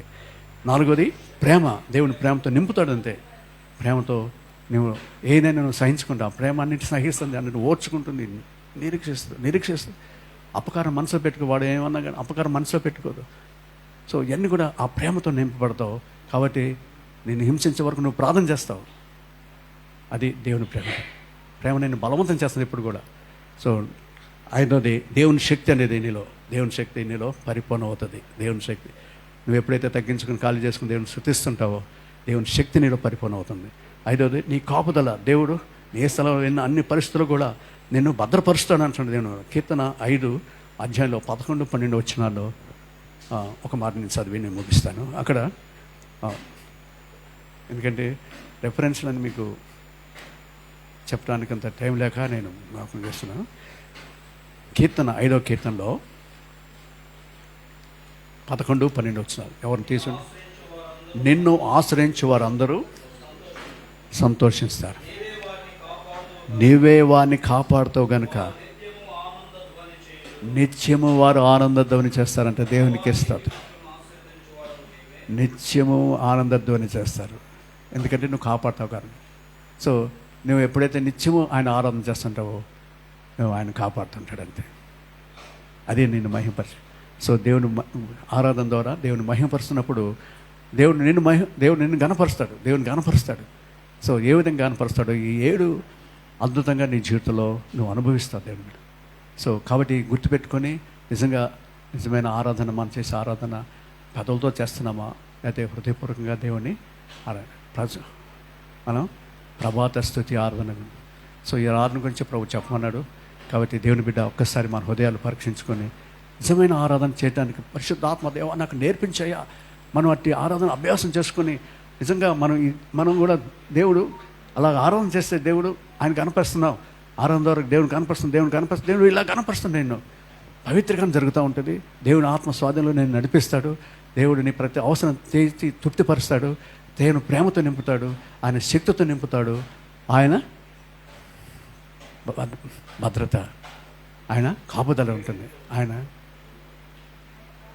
చివరికి మహిమ, దేవుని మహిమ అంటే ఆయన మహిమ పొందుకున్నాం అంటే ఆయనకి స్వరూపంలో మనం మార్చబడి ఆయన గుణ లక్షణాన్ని మనం స్వతరించుకొని మనం ఆయనలాగే యేసయ్య ఏ లోకంలో ఆయన జీవించాడో ఆయనలాగే మనం నడుచుకొని దేవుని కనపరుస్తాం. అట్టి కృప పరిశుద్ధాత్మ దేవుడు మనకందరికీ దయచేయను గాక. ఆమేన్. చిన్న ప్రార్థన చేసుకుందాం.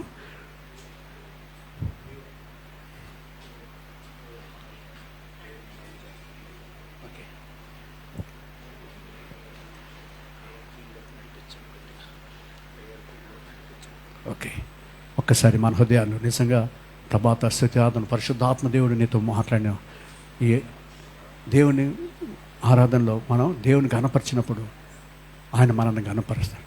నన్ను గణపరచమని నేను గణపరుస్తానని ప్రభు చెప్పారు. సో నిజంగా ఒక్కసారి మన హృదయాలు పరీక్ష చేసుకుంటూ ప్రభా నిజమైన ఆరాధకులుగా నేను ఉన్నాను, ఆత్మతో సత్యంతో నేను ఆరాధించమని నేను కోరుతున్నాను అయ్యా. నీవు మనుషులు పెద్ద పద్ధతులు చెప్పిన నేను పెదలతో ఆరాధిస్తున్నా కానీ ఆ హృదయం దూరంగా ఉందంటున్నా ప్రభు అన్నాడు ప్రభువారు. కాబట్టి హృదయపూర్వకంగా మన హృదయం అంతరంగాల్లో నుంచి ఈ స్తుతి ఆరాధన రావాలి. నిజంగా వచ్చినప్పుడు ఆ పాటలోది కూడా దేవుడు స్తుతిస్తున్నామని, ఆ పాటలో ఆ మాధుర్యాన్ని గ్రహించుకుంటూ మేము దేవుని స్తుతించాలి. మన మనసు ఎక్కడ ఉంటుందో ఏదో పాడుతుంటాం కదా నీ మనసు. కాబట్టి పరీక్షించుకుంటూ చిన్న ప్రార్థన అందరి హృదయాలు మన జీవితాల్లో ప్రభువా నాకు ఇటు ఆరాధన నాకు నేర్పించాయా అటు ఆరాధన అభ్యాసం చేసుకుందాం. అప్పుడు నిజంగా మనకి ఆయన గణపరిచిన దేవుడు ఏ విధంగా గణపరుస్తాడు.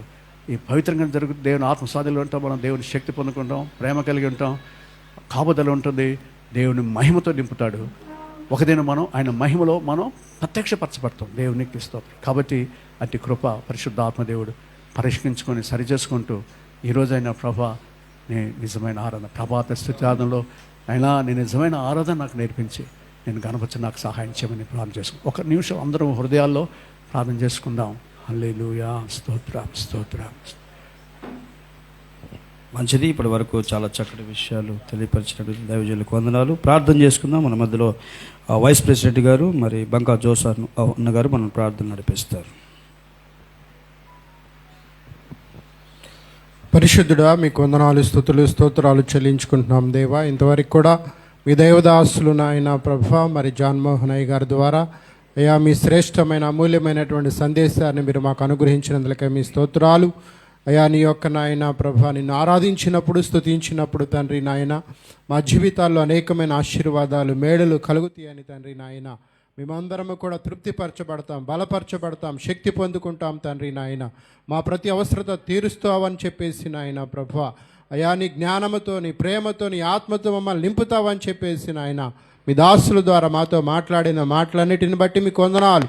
ఆ మాటలు మా హృదయంలో నాటబడి నురంతులుగా ఫలింపబట్టడానికి సహాయం చేయమడుగుచున్నాం అయా. నీ యొక్క నాయన అయా సేవకులందరినీ కూడా మీరు నాయన నడిపించినందులకై మీ స్తోత్రాలు. ఈ యొక్క నాయన ప్రభాత స్తుతి ఆరాధన ఏర్పాటు చేసుకున్నటువంటి దేవ సేవకులు నాయన అయా మరి అజయపేట గారిని బట్టి కూడా ప్రార్థిస్తున్నారు, కుటుంబాన్ని బట్టి సంఘాన్ని బట్టి ప్రార్థిస్తున్నాం. మీరు దీవించి ఆశీర్వదించి అభివృద్ధిపరిచిన ఆయన ఈ సంఘాన్ని తండ్రి విస్తరింపచేసి ఫలింపచేసిన ఆయన మీ కృపలో భద్రపరిచి బలపరిచి ప్రతి అవసరతను కూడా మీరు తీర్చి మహిమ ఘనత ప్రభావములు మీరు పొందుకోమడుగుచు ముందున కార్యమంతా మీ కృపగల హస్తములకు అప్పగించుకుంటూ యేసయ్య అతి శ్రేష్టమైన పరిశుద్ధమైన నామములో అడిగి వేడుకొని ప్రార్థిస్తున్నాము తండ్రి, ఆమేన్. ప్రార్థించిన వైస్ ప్రెసిడెంట్ జోసఫ్ అన్న గారికి వందనాలు. ఈ సమయంలో రొనాల్డ్ రాస్ గారు ఉన్నారు. వారు వచ్చి ఒక ప్రత్యేకమైన పాట పాడి దేవుని నామాన్ని కనపరచాలని ప్రేమతో ఆహ్వానిస్తున్నాం.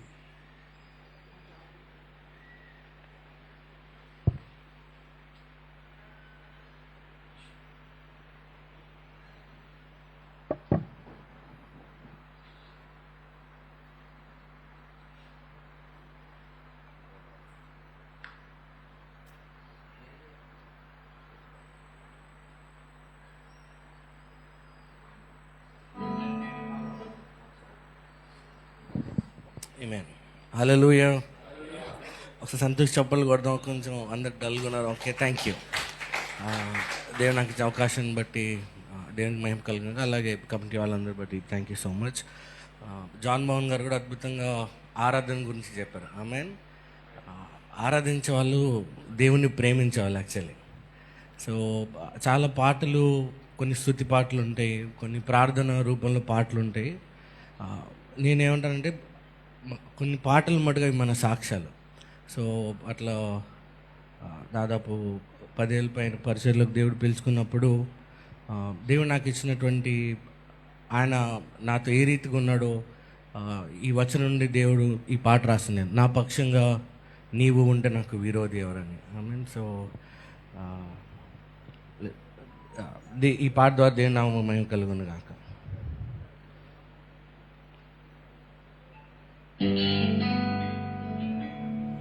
వాల్యూమ్ దగ్గర రివర్బ్.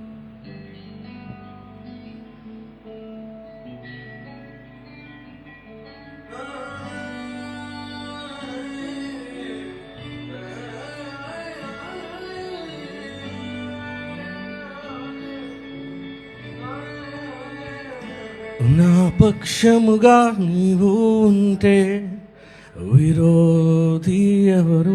నా పక్షముగా నీవు ఉంటే విరోధి ఎవరు? యేసయ్యా యేసయ్యా నా విజయము నీవేగా. యేసయ్యా యేసయ్యా జయమిచ్చే నా దేవా. యేసయ్యా యేసయ్యా నా విజయము నీవేగా. యేసయ్యా యేసయ్యా జయమిచ్చే నా దేవా.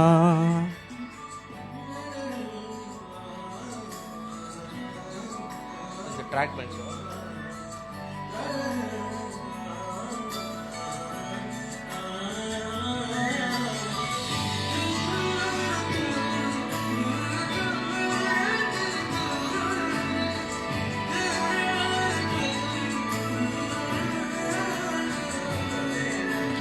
ఒంటరినై పడి ఉండగా, ఎవరూ లేని స్థితిలో నా మొరనే ఆలకించి లేవనెత్తిన తండ్రివి. ఒంటరినై పడి ఉండగా, ఎవరూ లేని స్థితిలో నా మొరనే ఆలకించి లేవనెత్తిన తండ్రివి. నా అడుగులు స్థిరపరచి నా ధ్వజముగా నీ ఉండి గొలియాతును ఓడించి నన్ను రాజుగా హెచ్చించిన దేవా. నీ ఉంటే చాలయ్యా, కడ వరకు నీ ఉంటే చాలయ్యా దేవా. నీ ఉంటే చాలయ్యా, కాపాడే కాపరివి నీవేగా.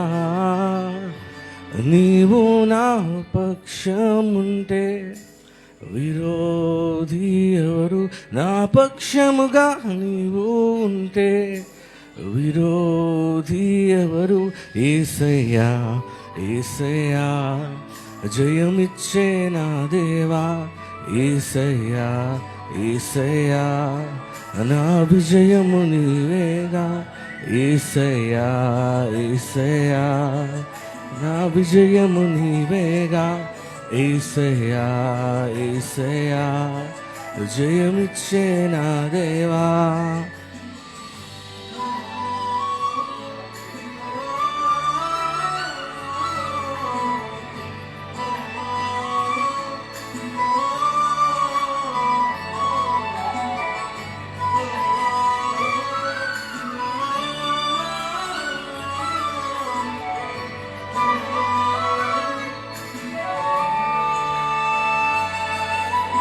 ఎన్నికే లేని నన్ను నీ సేవకై నన్ను పిలిచి నీ ఆత్మతో నన్ను నింపి యోగ్యునిగా మార్చినావే.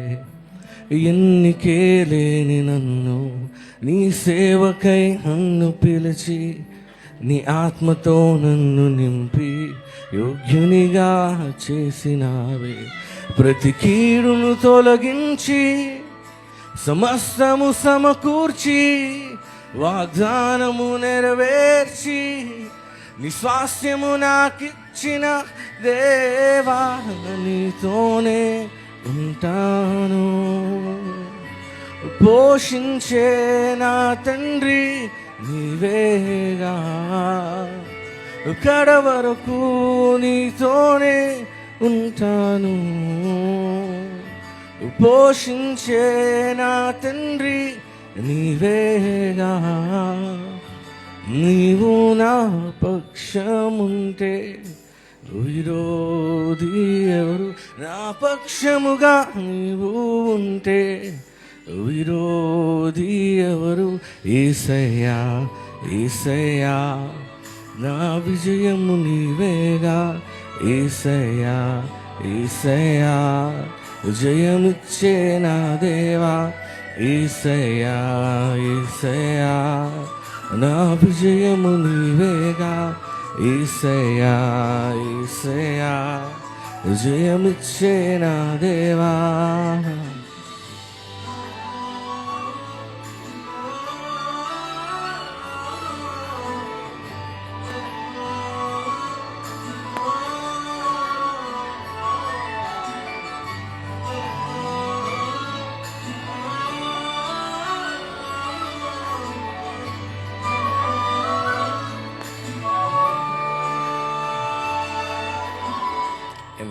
థ్యాంక్ యూ సో మచ్ అధ్యక్షుల వారికి.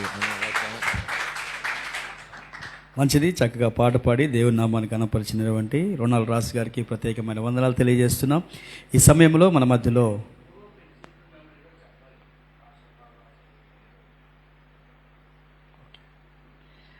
పూర్వపు ఎగ్జిక్యూటివ్ సభ్యులు మరి రొనాల్డ్ రాస్ గారు చక్కగా పాడారు, దేవుని నామాన్ని గణపరిచారు. వారికి ఉదయకాల సమయంలో వందనాలు తెలియజేస్తూ ఉన్నాం. మన మధ్యలో మరి ప్రమోదన్న గారు ఉన్నారు, వారు వచ్చి మనకి శుభాలు అందిస్తారు. వారిని ప్రేమతో ఆహ్వానిస్తున్నాం.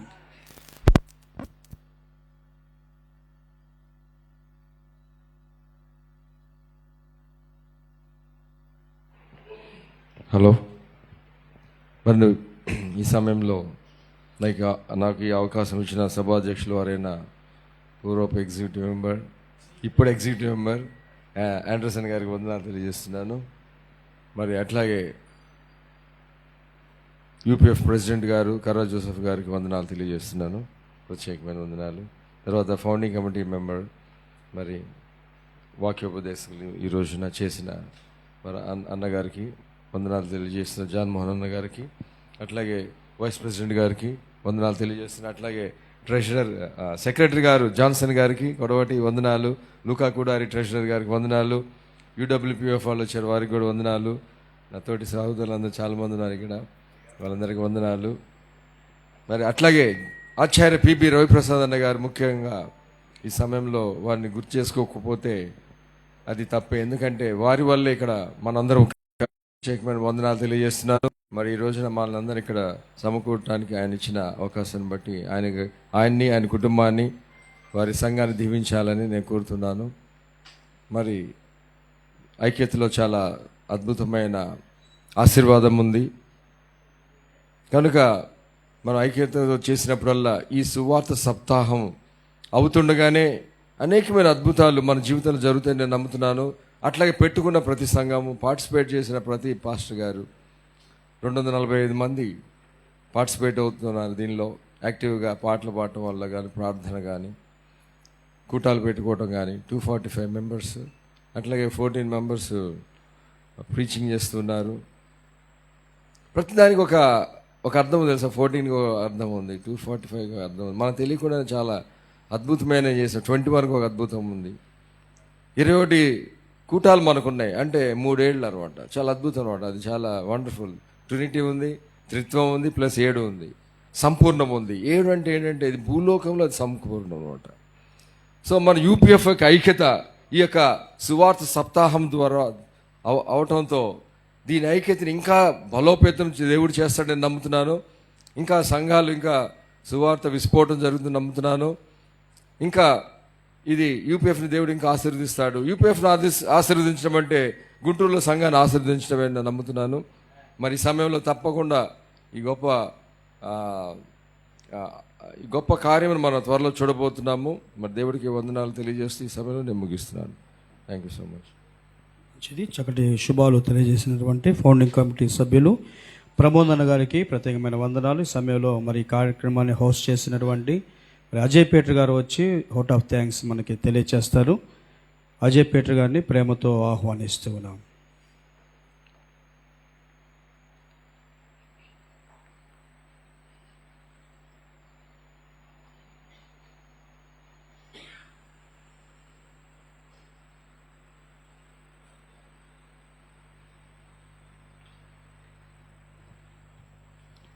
ప్రైజ్ ద లార్డ్, హల్లెలూయా.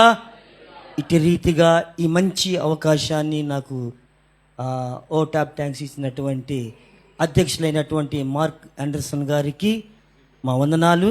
అదేవిధంగా యునైటెడ్ పాస్టర్స్ ఫెలోషిప్ ఫౌండర్ గారైనటువంటి రవిప్రసాద్ అన్న గారికి, అదేవిధంగా ప్రెసిడెంట్ గారు, వైస్ ప్రెసిడెంట్ గారు, ట్రెజరర్ గారు, సెక్రటరీ గారైనటువంటి ఆఫీసెస్ బేరర్స్కి ప్రభునామమున వందనాలు. ఎగ్జిక్యూటివ్ వారికి ప్రభునామమున వందనాలు. ఫౌండింగ్ కమిటీ సభ్యులైనటువంటి అన్నగారు జాన్ మోహన్ అన్నగారు, ప్రమోద్ అన్నగారికి ప్రభునామమున వందనాలు. ఆర్గనైజింగ్ కమిటీ వారికి, పూర్వపు సెక్రటరీ గారైనటువంటి రాజశేఖర్ ఏజెండ్ల అన్నగారికి, కూడి వచ్చినటువంటి దైవ సేవకులందరికీ ప్రభునామమున నా శుభాభివందనములు తెలియజేసుకుంటున్నాం. అల్పుడును దీనుడును నన్ను మీరందరూ ఎంతగా ప్రేమించారంటే మీ ప్రేమకు సాదృశ్యం ఈ మందిరం. నేను యునైటెడ్ పాస్టర్స్ ఫెలోషిప్లో ఆర్గనైజర్గా గత 3 సంవత్సరాలు, ఈ యొక్క 3 సంవత్సరాలు కొనసాగటానికి దేవుడు కృప చూపారు. కమిటీలోకి వచ్చినప్పుడు నాకు ఏమీ జానడ స్థలం కూడా లేదు. ఇంతే, ఈ కీబోర్డు, ఈ గోడ, ఇక్కడ ఉన్నటువంటి 9 అడుగులు 11 అడుగులు 200 తాటాకులు, ఫ్రిడ్జ్లు తెచ్చినటువంటి అట్టలతో నేను దీనికి ఎదురుగా ఉన్నటువంటి చోట సేవను ప్రారంభించాను. ఆనాటి నుంచి దేవుడు తను వాగ్దానం చేసి విడిచిపెట్టక ఇక్కడ ఇంతటి మందిరాన్ని కడటానికి దేవుడు మహాకృప చూపారు. నేను నా జీవితంలో ఎప్పుడు కూడా మర్చిపోలేనటువంటిది ఏంటంటే ఈ పూర్వ కమిటీ, ఈ కమిటీ ఎవరైనా నాకు ఎంతగానో సహకరించి ఈ మందిరాన్ని కడటానికి దేవుడు కృప చూపారు. మా తండ్రి ఆస్తులు నేనే అమ్మలేదు. పలకలూరు కొండల్లోకి వెళ్ళి నేను రాళ్ళు పగలగొట్టి డబ్బు సంపాదించి కట్టలేదు. కానీ దేవుణ్ణి ప్రేమించినటువంటి దేవుని దాసులు, దేవుని బిడలు ఇచ్చినటువంటి ప్రతి రూపాయితో ఈ మందిరాన్ని కట్టుకున్నాను. అందును బట్టి దేవునికి మహిమ కలుగును గాక. 40 దినములు స్తుతి, నైవేద్యం, ప్రార్థన కూటములు, ఉపవాస విజ్ఞాపన ధ్వని అనేటువంటి కార్యక్రమాన్ని అక్టోబర్ 5వ తారీఖుని ప్రారంభించాం. నేటికి 40 దినములు ముగించబడుతుంది. చాలా గ్రాండ్గా చేయాలనుకున్నాను. 4 నెలల నుంచే ప్రయత్నం చేశాము. అన్నగారికి కూడా చెప్పాం, స్పీకర్లను మాట్లాడాం. కానీ అయ్యగారికి వచ్చినటువంటి ఒక బృహత్తరమైనటువంటి విశిష్టమైనటువంటి గొప్ప కార్యం ఏంటంటే సప్తాహం అనేటువంటిది, సువార్త సప్తాహం అనేటువంటి ఈ కార్యక్రమాన్ని దేవుడు అయ్యగారికి బయలుపరిచున్నారు. కాబట్టి సహవాస కూడిక క్యాన్సిల్ అయింది. బాధేసింది, దుఃఖం వచ్చింది, కోపం మామూలుగా కట్టలు తెంచుకోలేదన్నమాట. కానీ ఒక్కటి పెద్ద ఆయన నేర్పినట్టు ఏంటంటే, అయ్యగారు మీకు కోపం రాదా అంటే, నాకు షాకింగ్ న్యూస్ వచ్చినప్పుడు షాక్ అయిపోతాను. 2 మినిట్స్లో దానికి పరిష్కారం ఎత్తుక్కొని సమస్యని ఇసిరేస్తా అన్నాడు.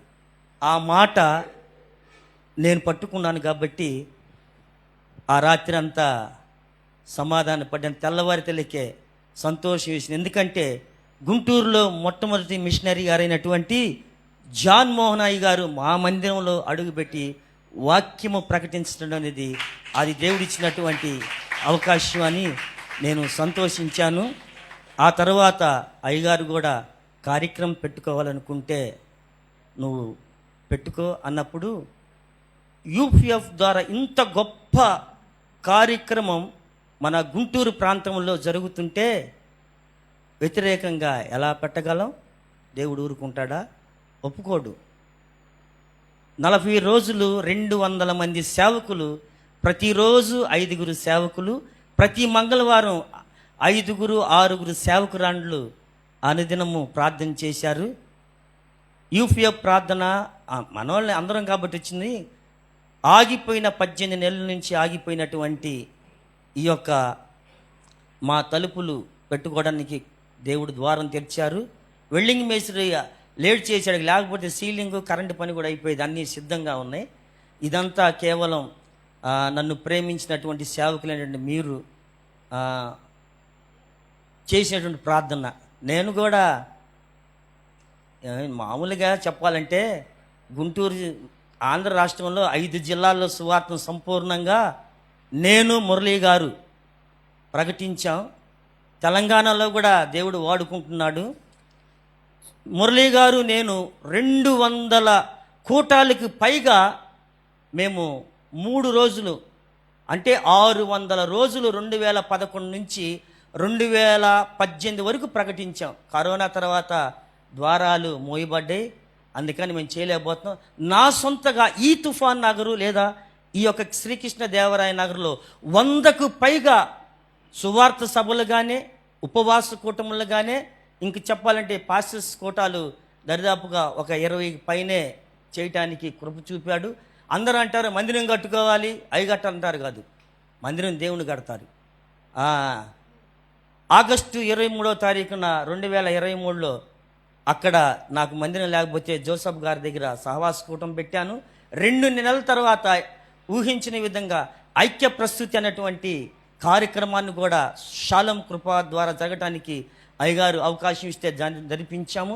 తర్వాత 4 నెలలకి మందిరము రిబ్బన్ కట్టింగు, అలాగా దేవుడు కృప చూపాడు. ఈ సప్తాహంలో కూడా ఉండాలి, నాది ఒక కార్యక్రమం ఉండాలి. యూపీఎఫ్ చేసే వినూతమైనటువంటి కార్యక్రమాల్లో నాది కూడా ఒకటి ఉండాలనే ఆలోచనతో ఏది ఏమైనా సహవాసం లేకపోయినా కనీసం ప్రభాతన్న ఏది ఇచ్చినా చేద్దాం అనుకున్నాం. దీంట్లో నాకు ఒక అవకాశం ఇచ్చినందుకు మరొకసారి కమిటీ వారికి, ఫౌండర్ గారికి ప్రభు నామమున నా వందనాలు తెలియజేసుకుంటున్నా. ఒకటి ఉంది నా కోరిక ఏంటంటే అధ్యయనం జరగాలి ఇక్కడ అనేది. అయ్యగారిని కూడా అడుగుతున్నాను, ఇది 2వసారి. ఈసారి అధ్యయనం గుంటూరులో పెడితే ఫౌండర్ గారైనటువంటి రవిప్రసాద్ అన్న గారు ఇక్కడ పెట్టాలని మనవి చేస్తున్నాం. చాలా ఇదేం కాదు, మా ఆవిడ 1,00,000 తెచ్చిద్ది, ఖర్చు పెట్టినా ఏముందో వచ్చేటువంటి సేవకులకు అర్థమవుతూ ఉంటుంది. పెట్టే విషయంలో కానీ దాతృత్వం విషయంలో కానీ. ఇలా పస్తా వాస్తవంగా డోక్రా ఇచ్చేది ఆమెకే, కీర్తన పైన ఇచ్చేది ఆమెకే, బంధన్ బ్యాంక్ ఇచ్చేది ఆమెకే, రోజువారీలు ఇచ్చేది కూడా ఆమెకే. నాకేం మీరు కట్టేది నేనే. అందుకని ప్రతి కార్యక్రమం 40 రోజులు కార్యక్రమం సింపుల్గా అయింది అనుకున్నాం, కానీ ప్రతిరోజు 1000 రూపాయలాగా 40,000 రూపాయలు